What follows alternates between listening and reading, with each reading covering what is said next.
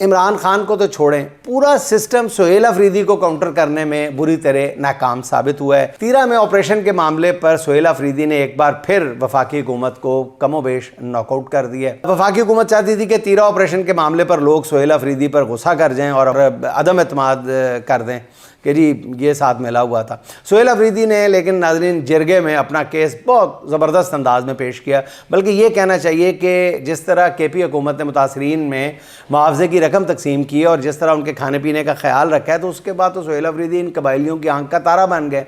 गुज़िश्ता रोज़ Jamrud football stadium में होने वाले जिरगे ने जिस तरह सुहेल अफरीदी पर एतमाद का इज़हार किया, उसने ऑब्वियसली वज़ीर आला के एतमाद में मज़ीद इजाफ़ा किया है। इस मौके को सुहेल अफरीदी ने एक मजे हुए सियासतदान की तरह अपने हक़ में इस्तेमाल कर लिया।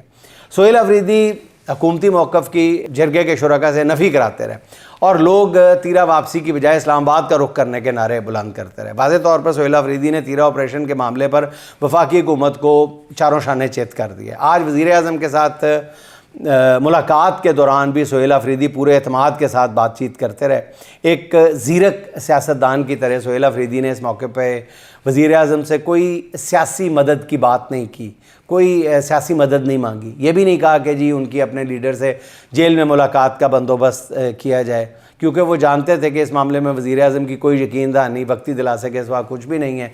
और वो तो पहले भी जब उन्होंने एक बात की थी तो मियाँ साहब का एक ही जवाब था कि जी मैं बात करके बताऊँगा।